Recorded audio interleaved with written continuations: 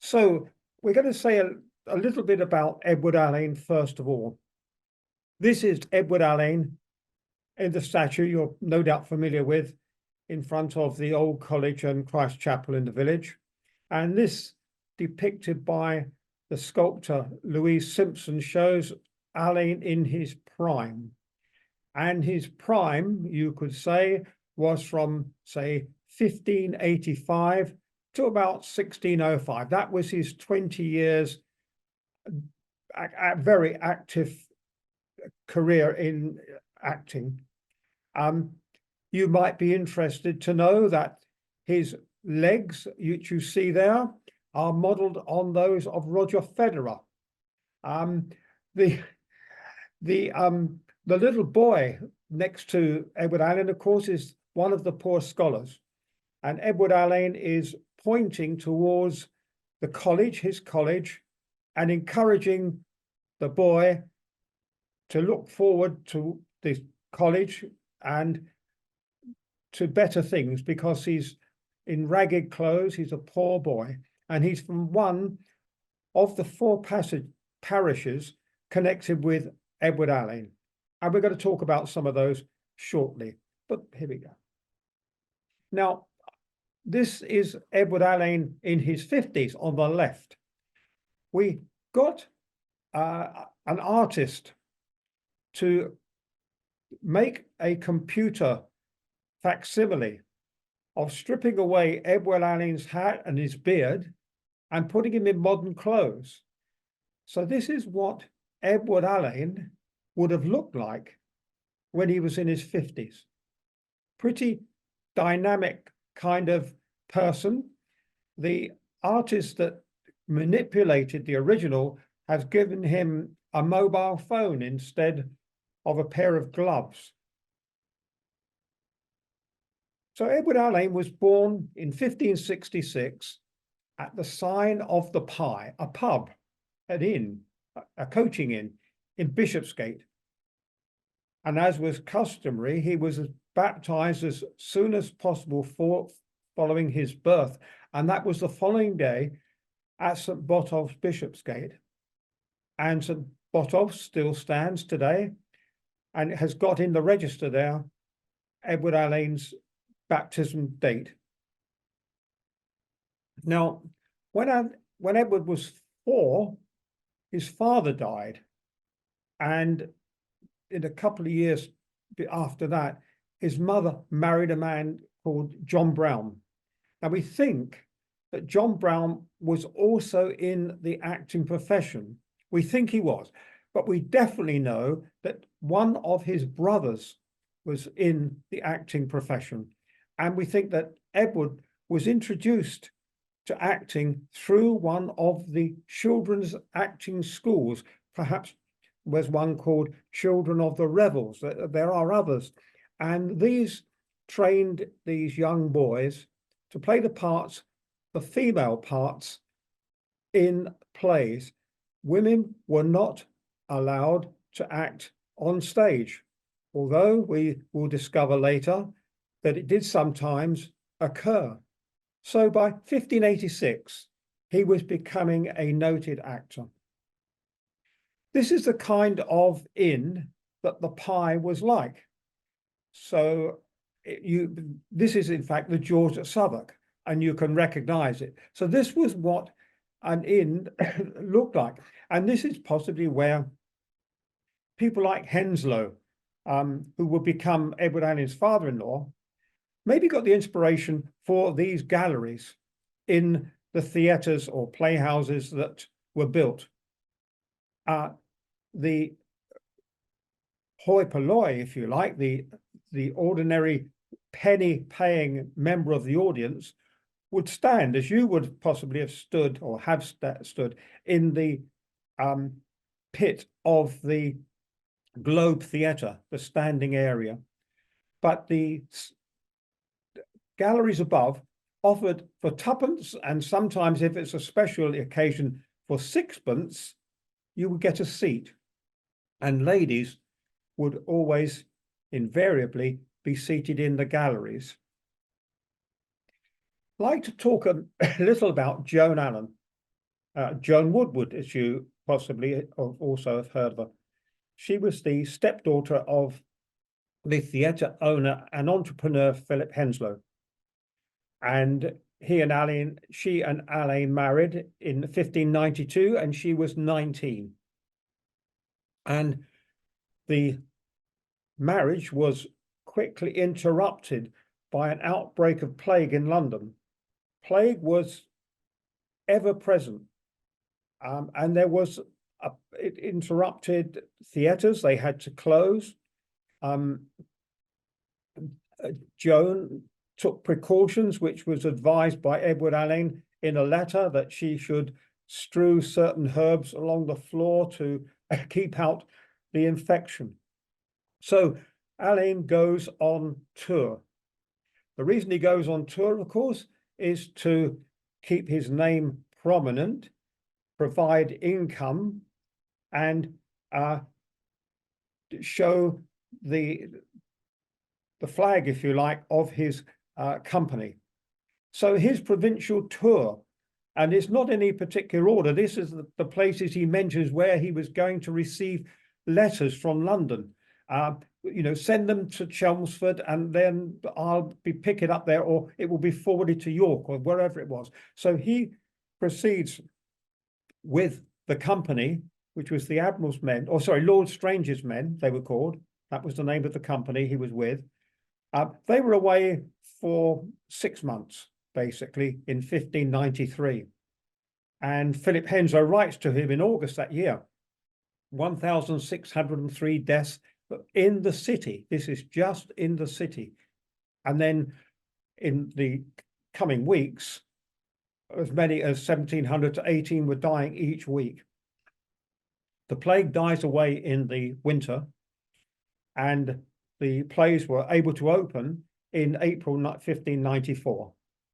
Now, we think that while Alleyn may have acted for a while, and he was probably quite exhausted after that marathon tour, he acquired the lease of the parsonage and property in Firle in Sussex in 1595. And he was, I think it was a sort of a place he could relax into. And so he started, when he relaxed down there, and he was still coming back to London quite frequently, he started to investigate opening another theatre. But he and Joan, who went with him frequently down to Firle, hung on to the Firle, the vicarage that they leased down there, for 10 years until 1605. So it's quite a lengthy time. Now, back on Bankside, which is where Philip Henslowe was the main organizer of theatre in London, really, where Henslowe had built the Rose Theatre in 1587. Alleyn came back to that. Henslowe rebuilt the Rose Theatre about 5 years, in about 1595, and he presented plays there until 1605. But Alleyn wanted to expand. I think Alleyn wanted to press out on his own. He'd never created a building. This was going to be his first venture, his first foot into it, to actually create his own theatre, his own major building. And he was extremely painstaking in his plans. And that is why I think he spent so much time down at Firle making these plans. First of all, he had to find the site. And he found a site between Golding Lane and Whitecross Street. And this was just beyond Cripplegate in the City of London. And it was beyond the jurisdiction of the Lord Mayor, and it was an open patch of ground between those two streets, between Golden Lane and Whitecross Street. Now, both streets are still there today. And where the theatre was built, where Alleyn built it, is in fact called today Fortune Street, and you can go to see it, and you'll get some idea of the sort of size of it. Now, some people will argue that maybe Alleyn started to build the Fortune in reaction to the Burbage family moving in on Bankside. The Burbage family had had trouble with their landlord at the theatre in Shoreditch and decided they were going to dismantle the theatre and cart it bit by bit across the river, across the Thames to Bankside, and rebuild it there. And so they contracted with a man called Peter Street, who was a carpenter. So he dismantled the old theatre, took all the timber across to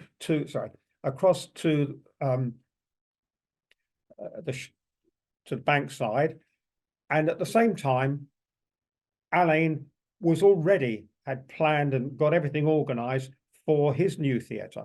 So soon as Street had finished, he was ready to take on other work. Excuse me. So the first thing that Alleyn had to do, apart from working out the extremely detailed measurements of the theatre he was going to build, was actually to get a warrant. You had to get a warrant to actually open a theatre, and he gets it, obviously, from someone in court, which is Charles Howard, Earl of Nottingham, and he got permission to build this theatre near Redcross Street. Redcross Street is still there.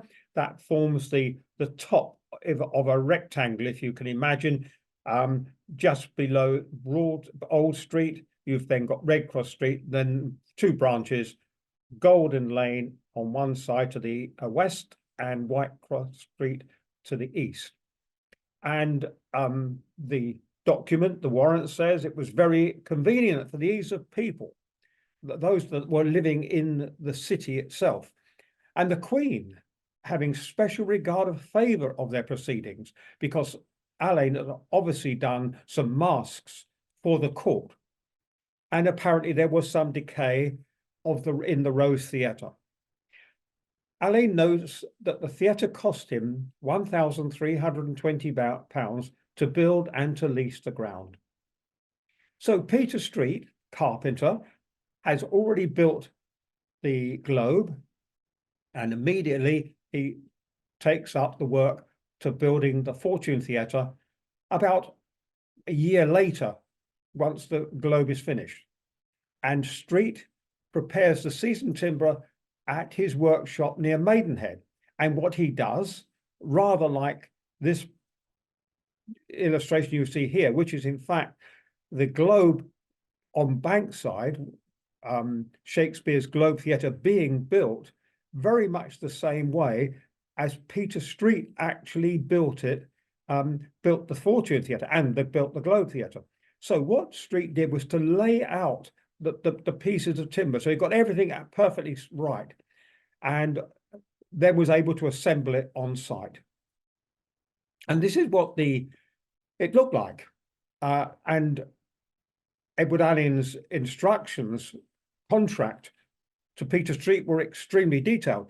The theatre was to be set square. It's going to be square, 80 feet each way without outside and 55 feet inside, in 3 stories, as you can see. The arrangement is going to be like the Globe, in as much as it's got these galleries like that. 1 or 2 additions was that the pilasters of supporting the stage were going to be carved, as you can see, with satires, part men, part beast. It's got at the back, you can see that little tower, that's called the tiring room, for attire, to dress, but also to store the costumes of the company and their plays, their playlists. So in addition to the tiring room, Alleyn's adds a tap room to the Fortune Theatre.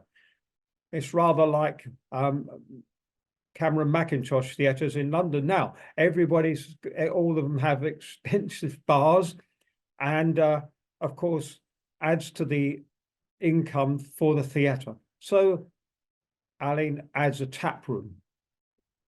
This is what it looks like more clearly, perhaps, square, as I say.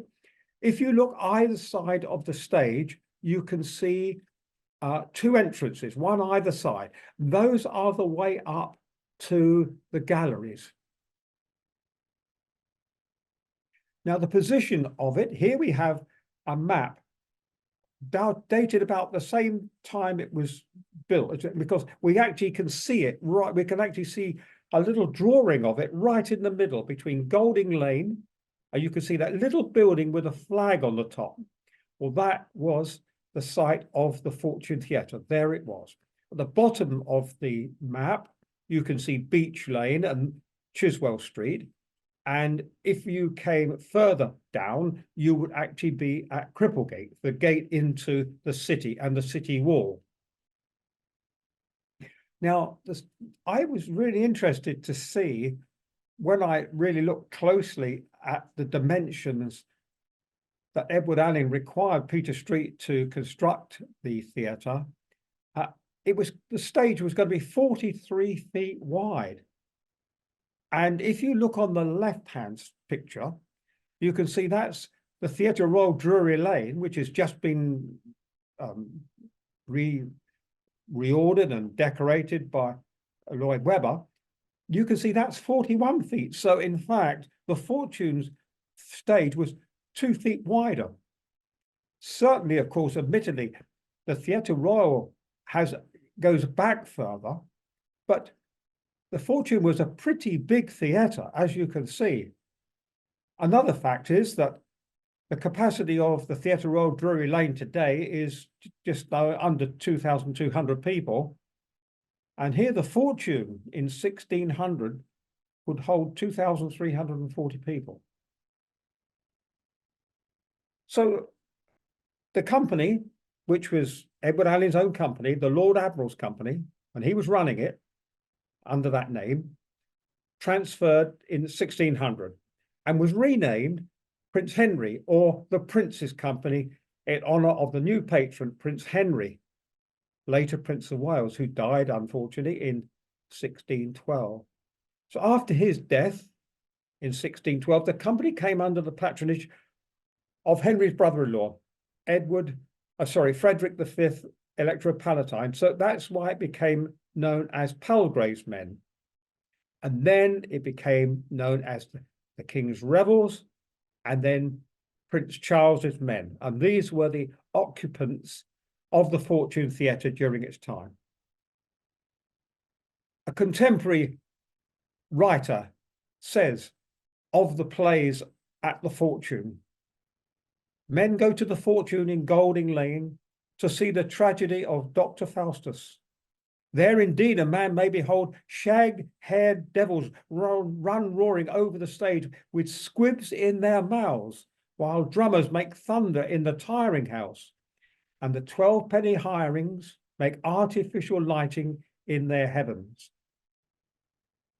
On the right, you can see two other plays that were being put on these early days at the Fortune. So the Shoemaker's Holiday by Decker and the Spanish Tragedy by Kidd. Now, 5 years after the Fortune opened, we had, of course,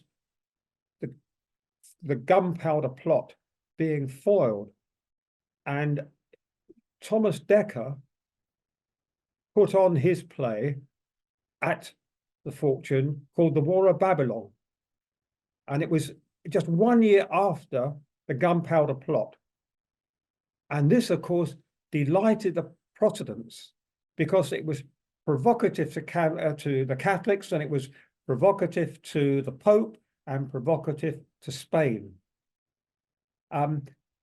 In fact, the company were going to put it on in court, but the Spanish ambassador had the ear of James I, and in fact, they were banned from putting it on in court. There was enough ill feeling towards Spain, and obviously some of the Catholics as well. Now, the way the theatre was organised was just as today. When you go in, you produce your ticket. In those days, you produced a penny or twopence if you were going to up to onto the galleries. And William Byrd, who was an actor and shareholder, but he was also the box office manager, he let Alleyn know that there was this guy called John Russell. He had been appointed box office gatherer, a sort of collect the money, if you like. They obviously felt sorry for Russell. We don't know discover why they felt sorry for Russell. He's fallen on hard times. Maybe we don't know, but we do know he was helping himself out of the pot, out of the box, which you can see it there, which is an earthenware box. Now, normally, at the end of when the play is about to start, the box office manager smashes open the box because she's sealed and takes the money out. So I'm not quite clear whether John Russell actually hung on to one entire one of these pots or managed to get some of the money out. But anyway, I mean, the extraordinary thing was that they still felt sorry for John Russell. They said to him, okay, well, he's got to be relieved of collecting the money, but we'll keep him on stage so he'll mend the garments of the cast, and they're actually going to pay him a wage to do that. So he was really lucky, I would have thought. Now, a really interesting one is Edward Alleyn being involved in the play The Seven Deadly Sins, which was reported by the incident was reported later on by John Aubrey.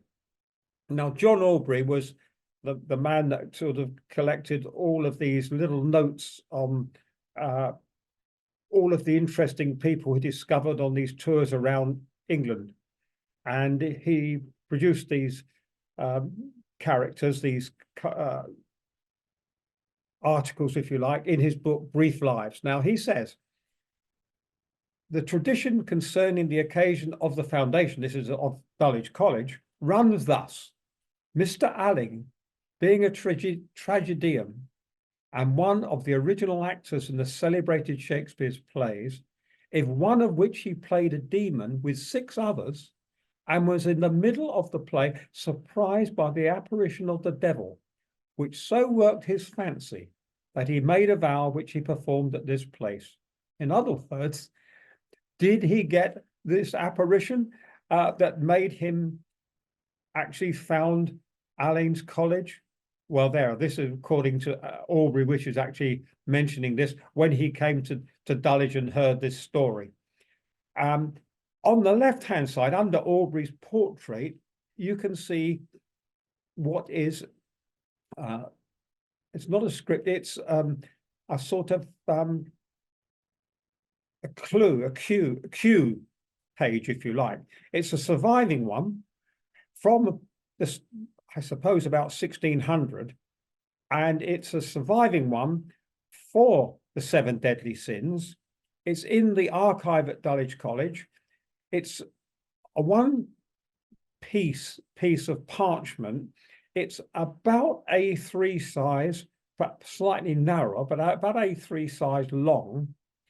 And it's got a hole in the top where you would actually stick it on a peg in the tiring room. So if you were the actor, you quickly changed into your costume or the costume for the next scene, took a quick look at the cue list, which is on the wall, and away you went.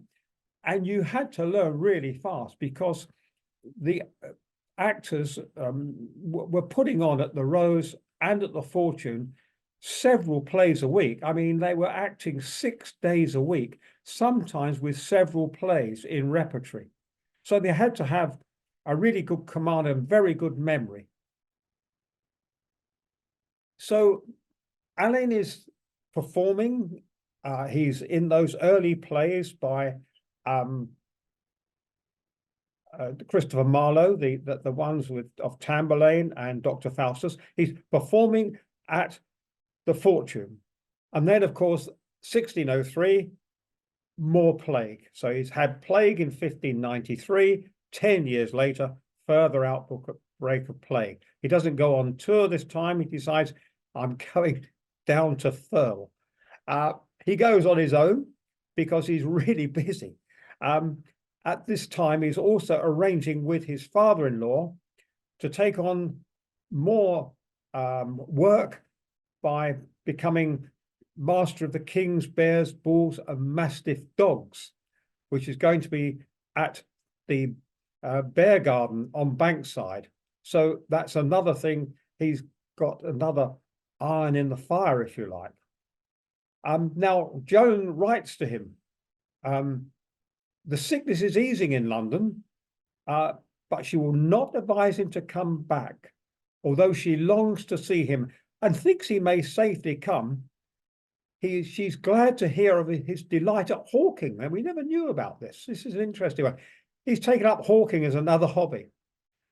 And Joan says, although his clothes are worn to rags, he will be as welcome thus in a cloth of gold or velvet. Well, they've been married for 10 years. That's not bad going, really. I think that's quite a good indication of their married life. In fact, it's rather interesting also. Joan doesn't waste any paper. She adds at the bottom, P.S. She's keeping a close eye on his business because she's paid 50 shillings for the wharf. He's obviously got a wharf on Bankside, and there's obviously money to pay on that, and she's sorted out his business affairs there. Just to underline how busy he is invited by the Lord Mayor of London to recite one of Decker's orations from the Triumphal Arches. Now, in 1603, James I was to make his triumphal entry into London. He is crowned in 1603, but because of the plague, the whole of the celebrations are muted, and he can't make his sort of grand march through the city of London because of the plague, and so it's deferred till 1604. Well, that of course gives the Lord Mayor of London plenty of time to make these elaborate arrangements. So here they are, these two huge arches. There were 6 altogether, and Alleyn had to run between 2 of them to give this speech as the genius of London to James I as he progresses through the city. Now, Alleyn, as if he's not got enough to do, decides he's going to buy the manor of Dulwich the year later. Now, as I've said, he's already just taken on becoming the master of the King's Bull, Bears and Mastiffs. He's running the Fortune Theatre, and now he decides he's going to buy the manor of Dulwich.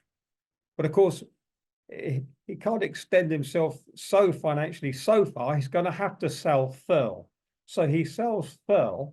He also owns the manor of Kennington. So he sells that, and he spends £5,000 to buy the manor of Dulwich.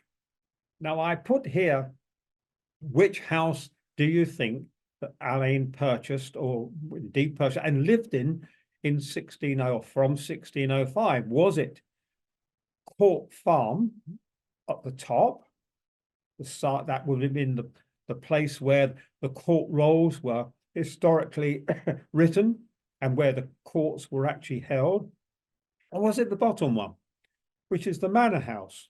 But that, of course, is the manor of another manor which was actually adjacent to the manor of Dulwich. In fact, we don't think he lived in either of them. We don't think he came to Dulwich till later. We'll come to in a moment. So in 2005, just to remind you, 20 years ago nearly now, Dulwich set about, well, the Dulwich Society certainly set about marking the occasion by raising a statue to Edward Alleyn, and it would have been the 400th anniversary of his purchase of the Manor of Dulwich. It was felt by the Dulwich Society that the foundation schools could never agree, or would never been able to agree, which one was going to have the statue and so on. So it was quite a good plan for the residents of Dulwich to actually raise the statue themselves, which they did.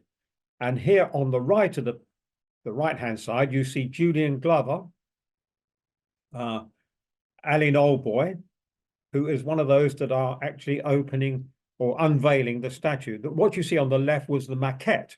That's the maquette made in wax and then cast in bronze, and here it is. And you can see between the young boy and Edward Alleyn, you can see Dame Tessa Jowell, who was at that time not only the MP for Dulwich, but she was also the Secretary of State for Culture, Media and Sport. And you can see on the right-hand side, you can see Prunella Scales, who you may remember perhaps better as Sybil in 40 Towers. She was she is the mother of Timothy West, and she's the mother, of Sam West, and the wife of Timothy West, and she was one of the judges for the competition. The judges were one member from the National Gallery, Mr. Shaw Taylor from the Dulwich Picture Gallery, and Prunella Scales, and 2 local people as well. So there's a little bit of a break. Edward Alleyn is spreading himself, he realizes, too thinly. He's trying to do everything. He's now got this 1,400 acres of Dulwich to consider as well. He's got to sort those out. He doesn't know what he's going to do with it yet. Perhaps it's an investment, but he's certainly got all of the secretarial work and financial work to deal with it. So he decides in 1618 that he's going to lease the fortune to a group of fellow actors. And we know that Edward Alleyn, like many actors, is never as happy as he is when in the company of other actors, either socializing with other actors or performing with other actors. That's what he feels comfortable with. And so he decides he's going to lease it to 12 shareholders, all going to be actors. They're going to get a lease for 31 years, and you can see the rent, £200 per annum. But if Alleyn dies in the meantime, or is not able to perform on stage, it's knocked down to £120. But they have to put in a couple of barrels of wine and one of sack, one of claret, and 10 shillings every Christmas. So that, I could imagine that was Alleyn's slight joke. If I'm going to take £80 off, you can buy me a Christmas drink. And these were the actors, and these all came to dinner many times. You can look through those names. And this is, of course, where I think they went for their dinner. They went to the college that Alleyn had built in 1616. He started it in 1613, and it was completed in 1616. And like his first experience of building the Fortune, where he did everything down to the last detail, he repeats the process here. He even organizes the bricks, he organizes the windows, and obviously retains an architect for the plans, but he gives very, very precise details. So I think probably that on the right-hand side of the tower there, that building, that part you see there covered in the snow roof, that would have been the hall. And I think that's where Alleyn and Joan Alleyn would have entertained those actors many times for dinner. And so what was the audience that went to the Fortune? Well, it was made up of all types of strata of London life. Remember, the city was just about, it was about 75 yards away, the gate to the city. So loads of apprentices, loads of craftsmen. It wasn't very far from the law courts. So the law students went there. Diplomats went there. Gentry went there. And those were the plays that were popular. I mean, there were lots of others, but if they'd been popular at the Rose, they were definitely going to be reprised at the Fortune. But women, we have discovered that women were recorded at performing at the Fortune in the 1630s. They were French actresses, but they were beaten to it at the Fortune in 1611 by a woman called Marian Frith, who was known as Moll Cutpurse. And she appeared in this Rolling Girl by Decker, and she's dressed as a man. So she's sitting on the end of a stage smoking a pipe, and became quite notorious, and appeared later on in the same role. Now, into the story now comes someone much different to Marian Frith.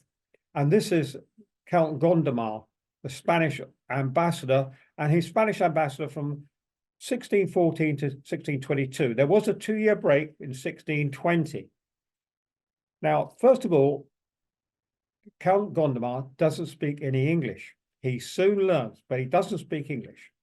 He gets on tremendously well with James I, and the reason is they both speak in Latin. So once they get over the Latin, they can start conversing. Gondomar picks up English really well. He's a very cultured man, has an enormous library of books in Spain. He comes from the western northwest area of Spain.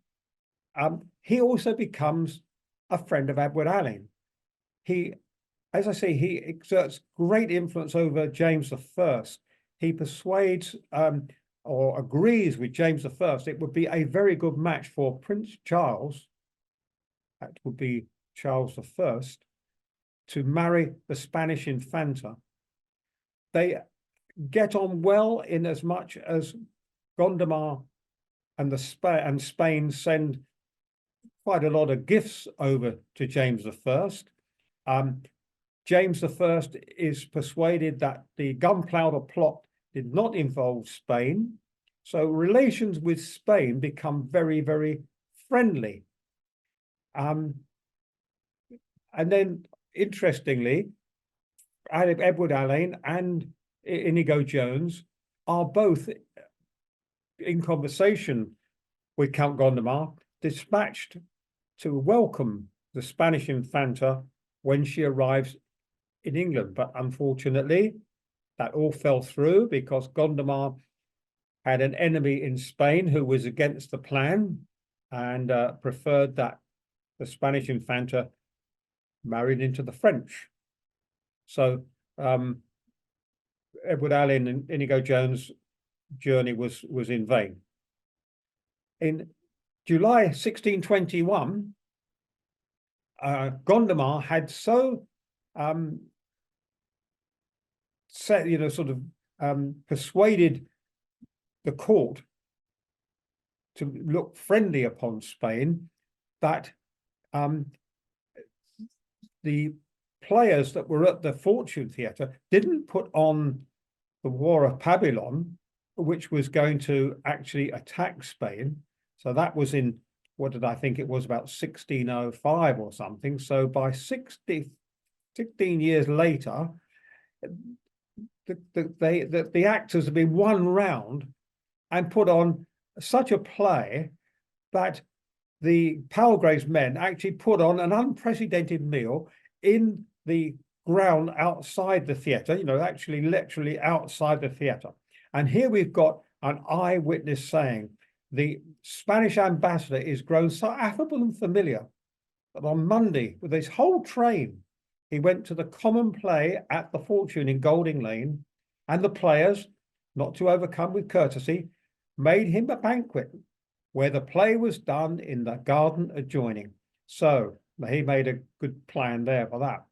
Now, on the left of it, you can see what the Protestants, or the Puritans rather, thought of this rapport between Spain and James I, and encompassing also the Fortune Theatre.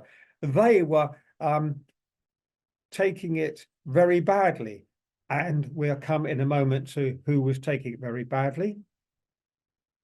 But before he could take it badly, a few months after that dinner given by the Fortune Company, the Fortune itself catches fire, and it was a tremendous conflagration. Everything was destroyed.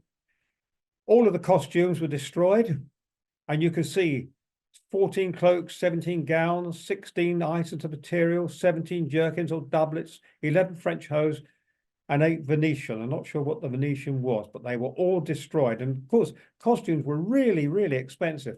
They were stored with the manuscript, so all of the play manuscripts went up in smoke as well. December 1621. All that Alleyn does to almost nonchalantly record it in his diary that day, the Fortune Theatre was destroyed by fire. That was it, one-line play. But here we go, Alleyn into action again. Out comes the drawing board, gets on the, obviously not on the phone, gets onto some kind of communication for the builder, a different builder this time. Peter Street has died. We're going to build this new theatre. It's going to be in brick, whereas the other one was in lath and plaster. It was timber, but lath and plaster walls. This is going to be in brick. It's going to have a tiled roof, so that's going to reduce the danger of fire. It's going to be circular or sort of polygonal. It's not going to be square. And this time, investors were required to contribute to the expenses of rebuilding the theatre. And the former alley to the old theatre, you can see this is the building that was in front of the theatre. The theatre was at the back in this patch of ground, big patch of ground. You'll see a modern photograph in a minute, but you can see there's an entrance on the left there. So that's the alleyway where that Mr. Russell would have his pot, and they would put their tuppences in or their pennies in and go through there into this open sort of garden, then into the theatre. This was a sort of alleyway. This actually was, they put another alleyway in from Whitecross Street, but that was not the original entrance. The original entrance was the one I showed you, which was in Golding Lane, but it's very similar to this. Well, Edward Alleyn dies in 1626, age 61. He just, he had already built almshouses for Finsbury. He'd already built almshouses in the village. He'd already built them actually at Bankside for St. Saviour's and at St. Botolph's. So he was generous with his money, and he's holding a model of the almshouses. So what happens? Well, all his estate now go to his foundation. So his cousins, Matthias and Thomas, who had been helping Alleyn with various other activities, in fact, getting the foundation off the ground, they take over the administration of the college and start taking in the rent and investments for the Fortune Theatre. So these are the new Fortune Theatre holders. But they don't, they're all getting on. They're all getting on. Richard Gunnell is the guy that really manages the new theatre. He'd also been playing a big hand before with the first theatre, but he's now really doing everything with the second one. When one of the actors dies, his wife on a number of the wives actually take on the share and help to run the show. Can we go back? Sorry, go back. But I should have pointed out to you, this will give you some idea of the fortune, sort of a little paste up, if you like, really. So you've got the fortune yard, and then you've got the theatre. What this building at the front is in Whitecross Street. You would look in towards the theatre. It was pretty big, as you can see. Now then, in 1633, so the new playhouse has been going since for 10 years. But this guy, William Prynne, as a Puritan agitator, he starts to rail against playhouses. They're sinful, heathenish, lewd, ungodly spectacles. And he piles it on, and he produces leaflet or pamphlet after pamphlet. I think in the end it was bound up, and there were 1,000 pages of these pamphlets. And he was pressing for the closure of theatres. And also, of course, he nearly has a heart attack when he discovers there are women acting on some of the stages. And he wasn't alone on this. The Puritans were well established in some of the livery companies, especially the haberdashers' company in the city.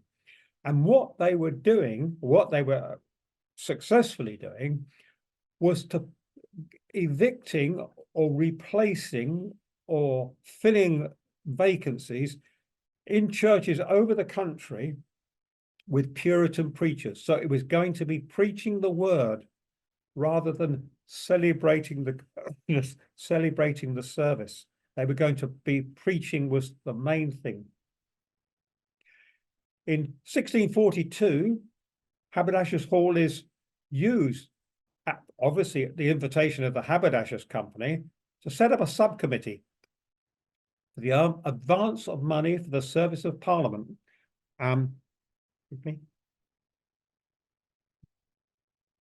So Parliament is just about to embark on the Civil War. They want to raise money for horses, horsemen, militia. If you lent money to the committee, you will be repaid at 8% interest. Initially, this was voluntary. It became compulsory. In 1655, the representatives from the committee started knocking on the door of Alleyn's College in Dulwich, demanding also some of an advance of money on the plate. The master and the warden refused to do so. They are arrested, quickly released, and swiftly the master and the warden put all of the plate of the college into pawn. Very wise. So Parliament, led by Puritans, seeks to close the theatres on moral grounds. But this was probably supported by those who were not so worried about the moral grounds, but they wanted to smother dissent because of the danger of political plays. So if a company puts on a political play, especially historical play, that could be so produced, throws discredit on the masses and plaudits on the king, that would be a political act. And of course, if you get 2,000 people in the theatre, you've got a large crowd. You've got a massive crowd that will start to cause trouble. So by banning theatres, you could shut two loopholes: dissent and avoiding of crowds. Well, it's all laid out clearly in 1642. Ordered that tomorrow morning they desire them to join this house in the order that all stage plays may be put down during this time of distractions of fasting, because that, of course, is when the Civil War has started. Plays, however, still went on. They thought the companies, and there were about 7 of them operating. Several were quite near the Fortune. They thought they could get away with it. But by 1648, really at war, then Parliament orders all the stage galleries, seats, boxes, the theatre, all to be torn down. No interludes to be played, no stage plays to be played. Actors would be fined if they proceeded. Any person going as a member of the audience would be fined as well. Actually, a fine of 5 shillings, not a light fine. This obviously isn't the Fortune Theatre. This is but this is probably what it looked like. So by 1656, the Roundheads had done their worst. They'd torn all the galleries down. They'd torn the boxes down, the stage. And it says in the archives, lead has been taken for the roof, tiling not secured, a great part fallen to the ground, timber much decayed and rotten. The whole structure is no condition capable of repair. Of course, Alleyn's College was not able to get the rent because they'd been stopped paying rent from about 1637 because it was getting difficult. They did get some rent in, but the amount accumulated, the debt had gone up to almost to £1,000, the amount it cost to actually build the place in the first place. So 1657, during the Commonwealth, the college sent surveyors in to have a look at the site. They said the best plan is knock it down, knock it down. We'll give the builder £50 for the salvage materials, and if he would build 23 tenements on lease, on building lease, and you could put a road through, joining up the 2 roads either side, Golden Lane and Whitecross Street. And that is in fact what happened. And so here it is. This is it today with a paste up of what the Fortune Theatre would look like. You can see very decent size. That is Fortune Street today, with the theatre as it was in that same spot, nearly at the end of the story. And so the open, the sort of entrance as you go into the theatre, that was the entrance we saw earlier. That had been converted to a pub. It's called the King's Head. Still got the alleyway through. It was possibly renamed the Queen's Nursery for juvenile actors later. We're not 100% sure of that. But there's a little bit of a postscript, because we've got 3 portraits here. And the first is one of these guests to dinner that Alleyn invited was William Cartwright the Elder. He became really wealthy. He was quite a theatre magnate, not only an actor, but he was involved in lots of other stage activities. But he collected not only play scripts, but he also collected portraits of contemporary actors.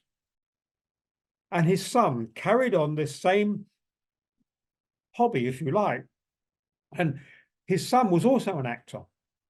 And when the Civil War opened, of course, William Cartwright the Younger was out of a job, so he went into bookselling. And during the Commonwealth, he was a bookseller, but very quickly, when the Restoration took place, he tied up with one of the 2 companies that were producing plays in Restoration London. And there was his wife, Jane, and she collected her husband and her father-in-law's collection of pictures and manuscripts and he made sure that they were left to Alleyn's College in appreciation of Edward Alleyn's friendship to them and his generosity to the poor. Well, Playhouse Lane, for the next 2 centuries, really, became really overcrowded and hugely cramped. It became so big that it had to become a separate parish created by the building of St. Luke's, Finsbury. And there you can see it, and it was built by Nicholas Hawksmoor, and it is on Old Street.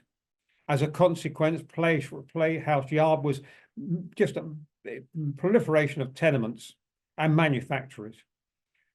Speed forward to 1940, 29th of December, early in the Blitz, and here Cripplegate is totally destroyed. As you can see, you can just about make in the top left corner St. Giles Cripplegate Church. So this is where the Barbican sits today. And by the end of the war, there were only 500 residents in the whole of Cripplegate and Cripplegate without. And the total loss of Playhouse Yard, as it was called, Fortune Street, totally destroyed. All of the houses were destroyed, and in Golden Lane, a couple survived in Whitecross Street, and the site was cleared by the authorities during the rest of the war. Well, in 1948, the Dulwich estate had a meeting. They found that the site had been cleared, but it was not an opportune time to get the value for the site, as it would stand productive for years. 3 years go by. They try various people to try to get them to develop. But of course, half of London was flattened by during World War II. And in 1954, despite being on the market for 6 years, no developer was found. So in the end, the Dulwich estate had to settle. I think it settled for about £1,000, and there was about £1,000 war damage. And the Peabody Trust, on one of their buildings, because the Peabody Trust developed because the LCC refused the Dulwich estate permission to turn the area into light industrial use, because they had great plans for redevelopment for the Golden Lane site, which is quite a high profile, was a high profile development. And of course, they immediately afterwards the building of the Barbican complex. So that is all there is left today of the Fortune Theatre. One more. And there is what did replace the theatre, however, and Fortune Street, was a little park called Fortune Street Park. So that little park sits entirely on the site of the theatre. And there's another view sideways. So a little bit of unexpected green space 75 yards from the Barbican. And there we see today. On the right, Fortune Street as it is today, park on the right. The theatre would have been in the middle there, on the middle of the road down there. And there was the entrance to the theatre. So thank you very much indeed for being with me tonight.